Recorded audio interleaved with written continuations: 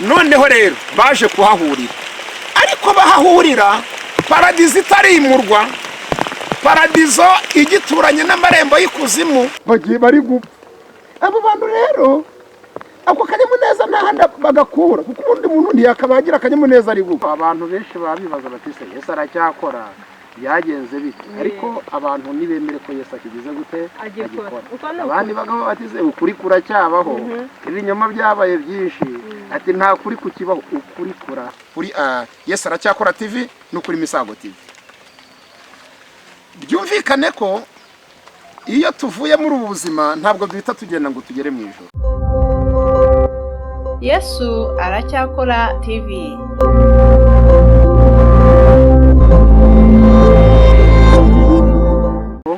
Zizi cano nazo zifite igisobanuro. Zifite igisobanuro. Uko cano yitwa ukuri Misago TV. Turabasuje mu izina rya Yesu Kristo.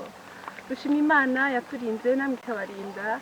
Imana amahoro nihabwe icyubahiro. Uyu munsi rero tugira amahirwe yo kuba turi bazima kandi dufite intumbero nziza yuko hari Imana yadutumye.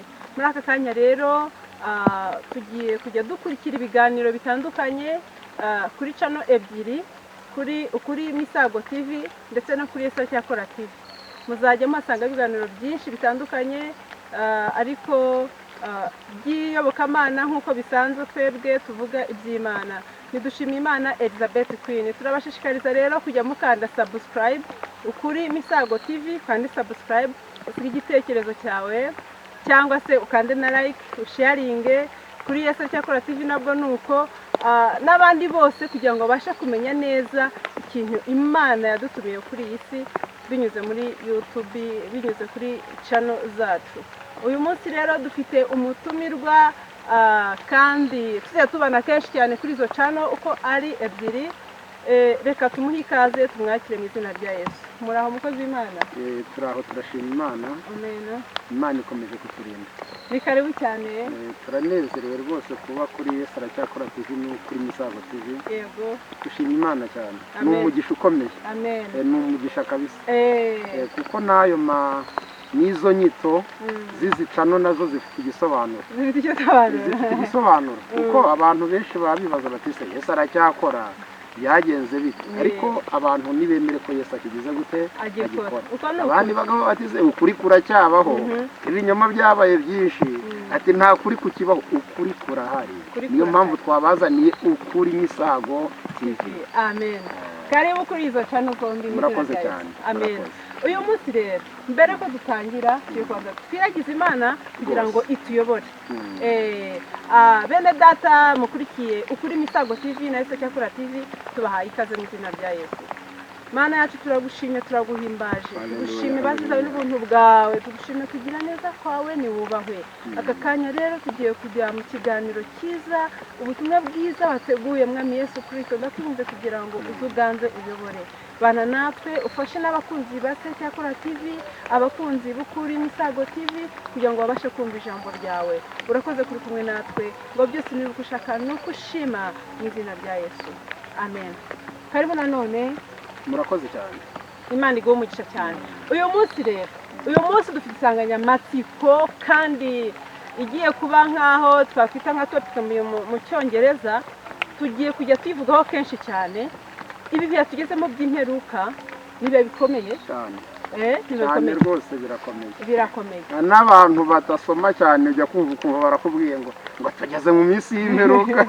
Ukibaza aho yabikuye, ariko birumvikana ni mu gihe hari ibyo aba yabonye bigatuma avuga ko ari iminsi y'imperuka. Hari ibyo aba yabonye. Bibiliya iravuga ngo nimubona imitingito yaje, mukabona indwara z'ibyorezo byaje, muzamenye ko Kristo ari hafi kugaruka gutwara itorero. Rero reka mitemera aha ngaho tugiye kuvuga kugaruka kwa Yesu cyane rwose cyane. Turinjiramo tugira tuti nyuma y'uyu mubiri. Ubuturo bwa mbere Bibiliya ibwita paradizo. Ubuturo bwa mbere Bibiliya ibwita paradizo. Ku kigendanye n'amajuru twabanje kubasobanurira ko amajuru n'ubuturo biratandukanye, nubwo amajuru aza muri ubwo buturo ariko biratandukana. Amajuru Bibiliya iduha 8 ubuturo bukaba burindwi. Noneho rero igitangaje nuko ubuturo bwa mbere ni paradizo, kandi ubuturo bwa mbere nka paradizo bukaba ari ijuru rya gatatu. Murumva ko biratandukanye.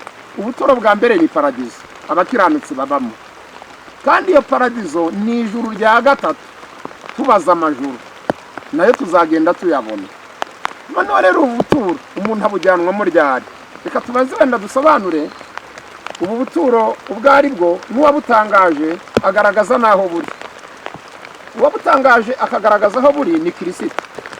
Ubutumwa bwiza bwanditswe na Luka igice c'16 umurongo waho w'19, Yesu yerekanye ishusho ya paradizo yifashishije umugani. Uyu mugani yari yifashishije yumvikanisha ashaka gufasha abantu kumenya ngo nyuma y'ubu buzima abantu bajyahe. Yifashishije umugani wa Lazaro na Nyamutunzi, avuga ko babayeho muri ubu buzima ubu turimo. Ubuzima babubamo harimo Nyamutunzi wari uhagarariye itsinda ry'abatubaha Imana bose, harimo na Lazaro wari uhagarariye gurupe y'abantu bose babaho muri ubu buzima bubaha Imana. Kuko ubu buzima turimo uyu munsi abantu bose bazabuvamo, uwukijijwe akabuvamo n'udakijijwe akabuvamo, itandukaniro rikabaho bagiye. Yesu avuga ko bose baje gutaha bakurwa muri uyu mubiri. Bamaze kuwukurwamo habanje hagenda uhagarariye gurupe y'abakiranutsi. Amaze kugenda, abamarayika bahise bihutira kuza kumufata. Bakunzi bacu, tubonereho umwanya wo kubabwira ko iyo tumaze gutandukana n'uyu mubiri, umuntu wacu w'imbere abatangiye urugendo, kandi aho abagiye aba ari umushyitsi, kuko ntaba hasi nibwo aba ahagiye. Iyo umuntu ari umushyitsi agira abamuyobora, kandi abamuyobora n'abahagiye ni bene gihugu, ni bene karere, ni bene ntara. Aho umuntu agiye abahatuye bahaba ni nabo bamuyobora. Bivuze ngo rero uyu muntu wacu w'inyuma yo tumaze kumwiyambura, uw'imbere akomeza urugendo kugira ngo agere iyo azajya. Nuko haboneka intumwa ziza kumufata zikamuyobora kugira ngo zimugeze iyo ajya. Izo ntumwa rero zibamwe ibyiciro bibiri. Iyo kuwe muri ubu buzima uri umukristo wubaha Imana, ufite iherezo ryiza, uri uw'ubugingo, haza itsinda ry'abamarayika. Iyo kuwe muri uyu mubiri utubaha Imana, uri uwo kurimbuka, haza itsinda ry'abadayimoni. Noneho rero ibimenyetso umuntu agaragaza mu masegonda ya nyuma yenda gutandukana n'uyu mubiri bishobora akenshi bifitanye isano n'intumwa zaje gufata umuntu. Ku bantu wenda babashije kugira igihe cyo kurwaza abantu, hari ukuntu umuntu apfa ataragisida, yaragize igihe cyo kurwara, akarwara bakamurwaza. Hari ibimenyetso bimwe na bimwe mwagiye mubona mu gutandukana n'umubiri kw'abantu. Hari abo mwagiye mubona bajya gutandukana n'uyu mubiri ukabona bagiye bari kumwenyura, bari guseka, ubona banaganiriza abantu, ubona nta n'ikibazo bafite, ukabona ntibanatewe ubwoba. nuko Imana ifite gahunda yo gushiririza abantu, yo gushyira abantu mu muriro, abandi ikabaha kunezerwa, abandi ikabaha guseka. Ibi byose tuzagenda tubibona. Nyuma y'ubu buzima hari ubundi buzima. Nimutwemerere duhere ku gice kivuga ku ishusho y'ubuzima bwa nyuma y'ubu kubizera, kububaha Imana. Ishusho y'ubuzima bwa nyuma y'ubu kububaha Imana igizwe n'ubuturo burindwi. Iri jambo ryitwa ubuturo muryumve cyane. Igizwe n'ubuturo burindwi abakiranutsi bateguriwe bazabamo nyuma y'ubu buzima. Ubuturo burindwi. Bakunzi ba Yesu Aracyakora TV na Ukuri Misago TV, tubakumbuje kuzabana natwe muri iyi nyigisho. Ni inyigisho nziza cyane, ni inyigisho iri mu ubwenge, ni inyigisho iri mu ihishurirwa. Iyo tuvuze ubuturo burindwi, umuntu wese ahita yibaza ati noneho bagiye kutubwira amajuru 7. Ubundi ko twari tuzi ko hari ijuru ry'Imana, amajuru 7 ajate, ibyo by'ubuturo bije bite? Ubuturo tuvuga ntabwo ari amajuru, nubwo muri ubuturo 7 n'amajuru tuzayabonamo. Turavuga ubuturo rero tugiye kubigisha, tubugereranya n'iki? Iyo tuvuze ubuturo 7 tubugereranya n'icyo Bibiliya yita indaro. Indaro ni ijambo riba mu Kubara igice cya 31 cya 33, igitabo cyo Kubara 33 kivuga ku ndaro Abisiraheli bakoze kuva mu Egiputa bagera kuri Yorodani. Indaro ni iki? Naho bakambikaga bava mu Egiputa, ntabwo bahise basohora i Kanani.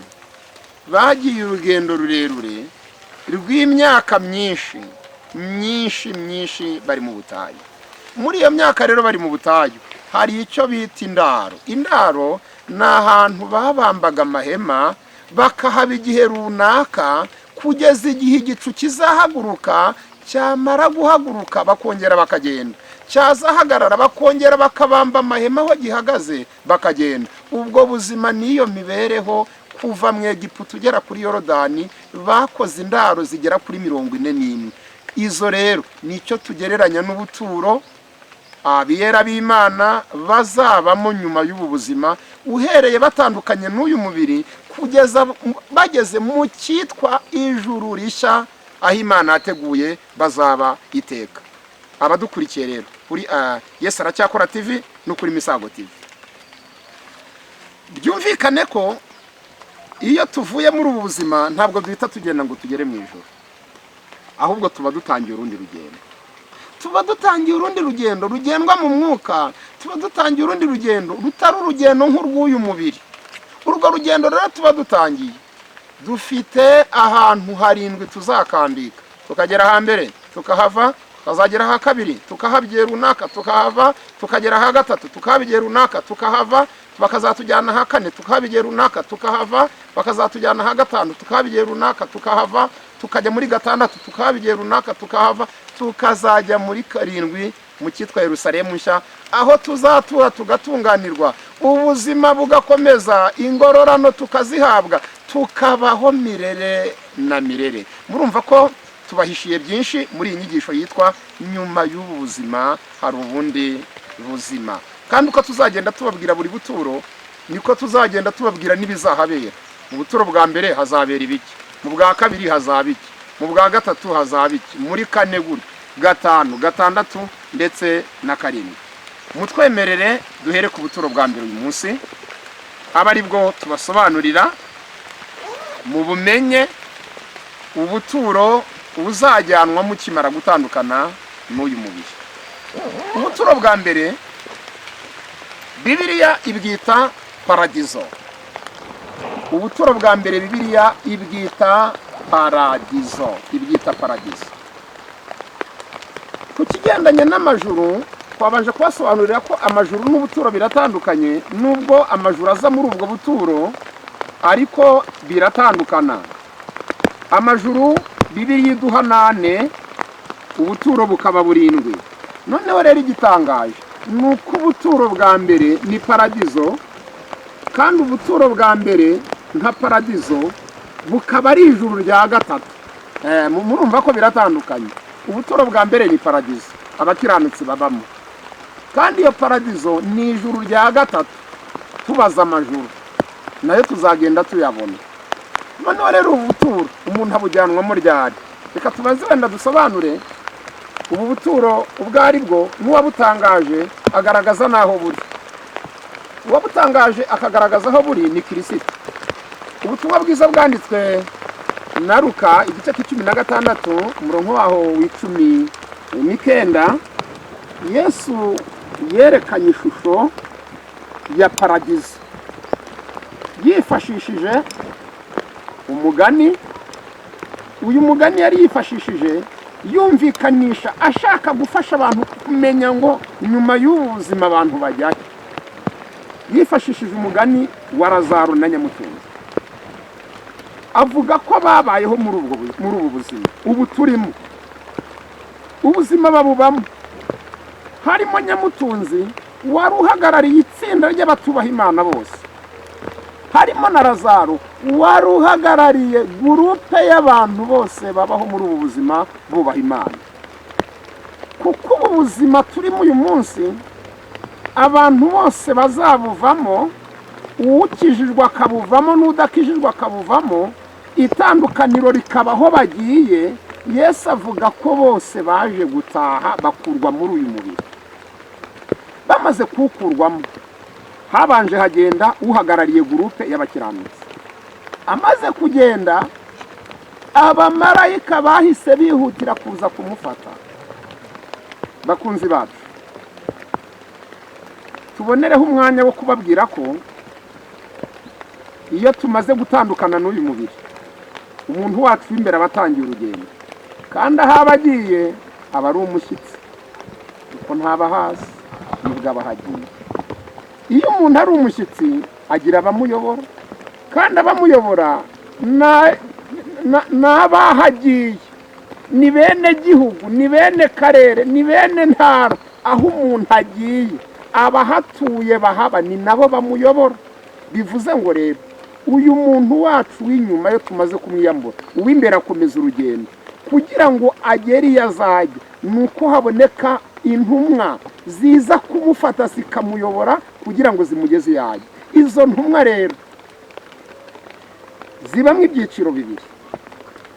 Iyo ukuwe muri ubu buzima uri umukristo wubaha Imana, ufite iherezo ryiza, uri uw'ubugingo, haza itsinda ry'abamarayika. Iyo ukuwe muri uyu mubiri utubaha Imana, uri uwo kurimbuka, haza itsinda ry'abadayimoni.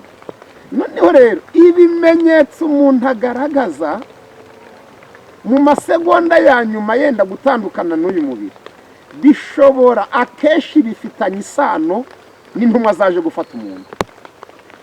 Ku bantu wenda babashije kugira igihe cyo kurwaza abantu, hari ukuntu umuntu apfa ataragisida, yaragize igihe cyo kurwara, bakarwara bakamurwaza. Hari ibimenyetso bimwe na bimwe mwagiye mubona mu gutandukana n'umubiri kw'abantu. Hari abo mwagiye mubona bajya gutandukana n'uyu mubiri, ukabona bagiye bari kumwenyura, bari guseka, ubona banaganiriza abantu, ubona nta n'ikibazo bafite, ukabona ntibanatewe ubwoba nuko bagiye bari gupfa. Abo bantu rero ako kanyamuneza n'ahandi bagakura, kuko ubundi muntu ntiyakabagira akanyamuneza ari gupfa. Ikintu kibaha akanyamuneza ni ishusho y'abaje kubafata beza beza, n'abantu baje kukwakira na kaya nyinshi bakureba neza, ntiwabura kugenda useka. Ngo abaje kubafata isura baberetse, uburyo babagaragarije umunezero. Bibiliya itubwira umugabo witwa Baramu wigeze gukora amahano, yigira akava kagiye yagiye kuva mu bwoko bw'Imana, byaje kumucanga. Hariya muri kiriya gitabo cyo kubara muri za 23 yaje kumucanga, aravuga ngo ati ndabona bitoroshye. Arangije aravuga ngo icyampa nkazapfa nk'uko abakiranutsi bapfa, iherezo ryanjye rikazaba nk'iryabo.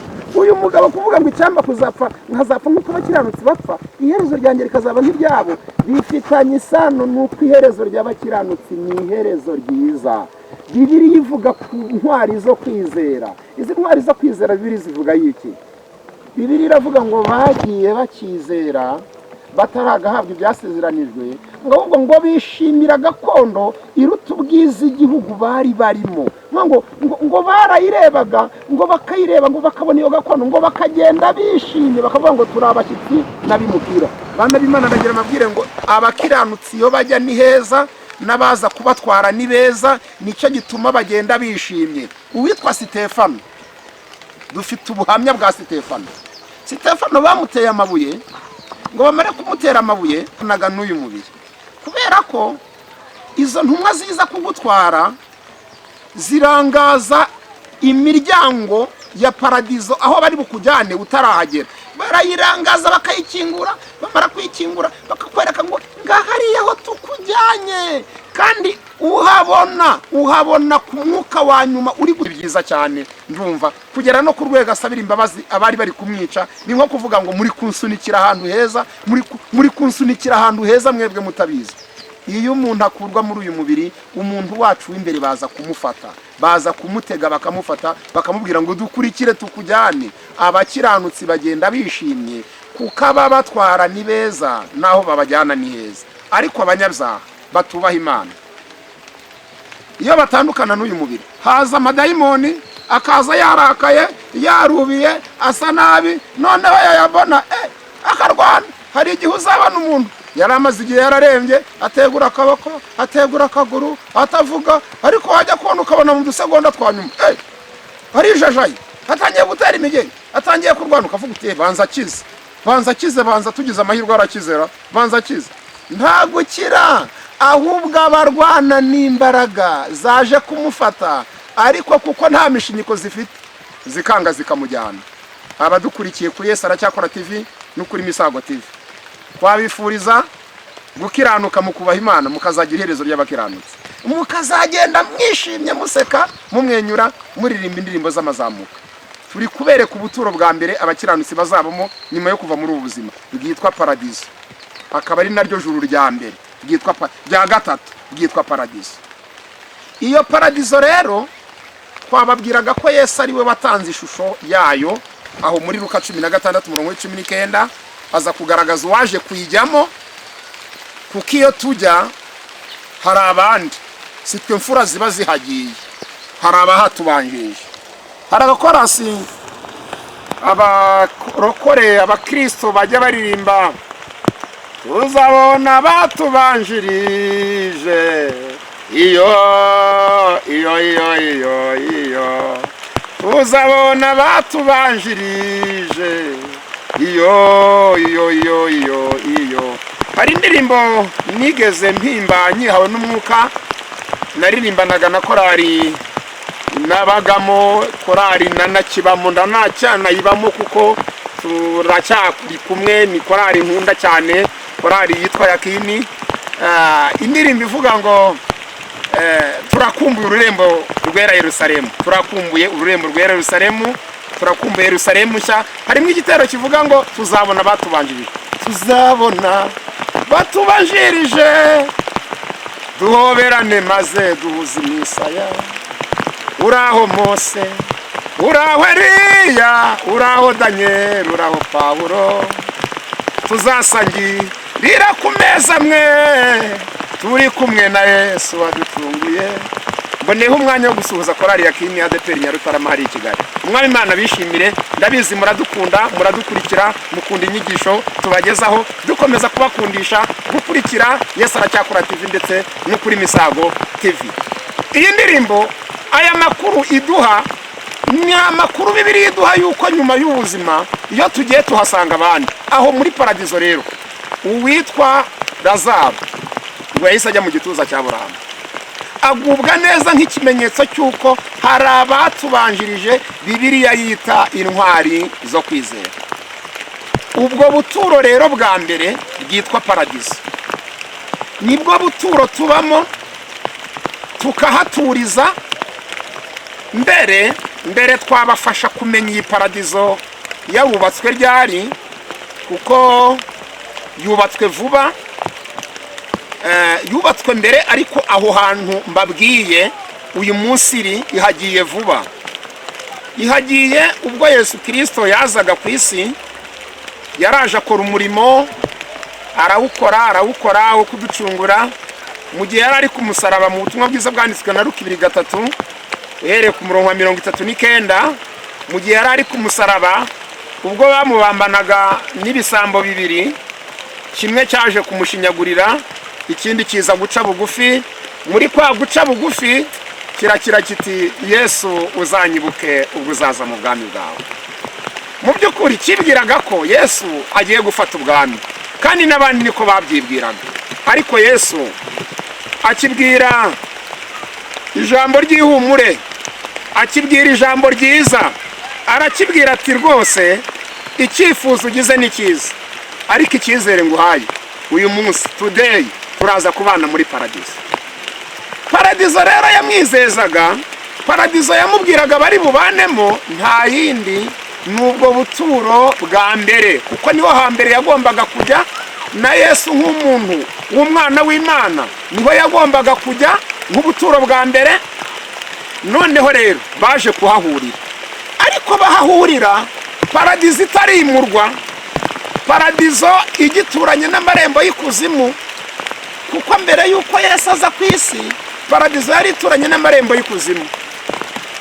Ari nayo mpamvu abubaha Imana babaga muri paradizo, abapagani bakaba nabo mu kindi cyumba, hagati hagacamo umworera, korodori ituma badahura. Ari nayo Aburahamu yaje kubwira Nyamutunzi, aramubwira uti harimo korodori ituma tudahura. Kristo rero ngo amare gukurwa mu gutandukana n'uyu mubiri, yarakomeje, kuko nababwiye ko umuntu w'imbere akomeza. Ageze muri paradizo ahahurira na wa muhungu yabyijeje, banahasanga n'abandi bari bamaze igihe bamaze kuhabasanga. Nicyo gihe Yesu yakoze igikorwa gikomeye, aravuga uti aba bana banjye noneho igihe bamaze hano kirahagije, ntabwo nishimiye ko bakomeza kuhaguma, nibahave. Matayo 7:51 Bibiliya itwereka ibituro by'abera bikinguka, abera barazuka. Bamaze kuzuka bamara iminsi biyereka abantu mu murwa, barindira Kristo. Igihe iminsi yo kwiyerekana, iminsi 3 ishize yo gukora ibindi yagombaga gukora mu ntambara yari ari ihanganye n'umwanzi, Yesu ngo amare kuzuka ajya kwiyereka se. Avuye kwiyereka se amara iminsi 40 ari kwiyerekana na ba bantu bazutse. 40 ishize azamukana ba bantu, na ya paradizo arayizamukana. Barazamuka, aragenda ayishira hafi y'ubuturo bwera bw'Imana. Hari habuze gato ngo ayishize mu buturo bwera bw'Imana nk'ijuru rya 4. Ariko arababwira ngo kuko igihe cyo guhabwa ibyasezeranyijwe kitaragera, nimwe mugumye hano. Ngiye iki gihe Kristo yubatse paradizo nk'ubuturo bwa mbere abakiranutsi babamo nyuma yo kuva muri ubu buzima. Bakunzi ba Yesu Aracyakora TV n'ukuri Misago TV, umwami Imana nakomeza bishimira. Nimutwemerere uyu munsi tugarukire kuri ubu buturo bwa mbere, noneho tuzakomeze tureba n'ubuturo bwa kabiri. Ubuturo bwa mbere tubonye ko ari paradizo, tubonye ko ariho hambere duturiza nyuma yo kuva muri ubu buzima. Tubonye ko ari naryo juru rya gatatu, tuzababwira amajuru abanziriza paradizo, ariko tubabwiye ko tuzahaba kugeza igihe itorero rya Kristo Yesu azaza kuri twaba. Tuzabibereka igihe tuzahavira tujya mu bundi buturo. Icyifuzo twabifuriza natwe twifuriza nuko twese nyuma y'ubu buzima twazisanga muri paradizo. Ni ahantu heza, ni ahantu hazima, ni ahantu abakiranutsi baturiza bagashira imibabaro, bakibagirwa imiruho, bakibagirwa ibibazo. Ni ahantu umuntu aba anezerewe, ni ahantu dusanga batubanjirije tukahaturiza, tukarindira igihe umwami wacu azatwimurira akatujyana ahandi, naho tuzagenda tubereka. Umwami Imana rero nakomeza bishimire.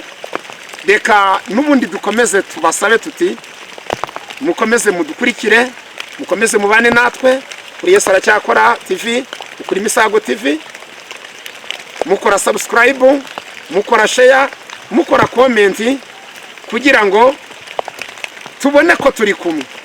Kandi birashoboka cyane ko ushobora kwifuza kugira icyo tubaza, ushobora kwifuza kugira ikibazo tubaza, ushobora kwifuza ko hari ibyo twazabaganiriza, watubwira. Wanyura kuri contact, ushobora kunyura kuri 07 84 52 47, ndetse na contact za Yesu Aracyakora TV 07 yego 76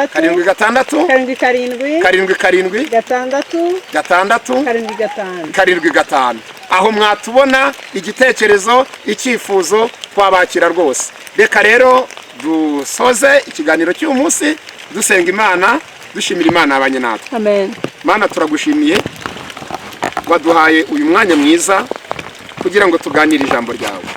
Wakoze cyane.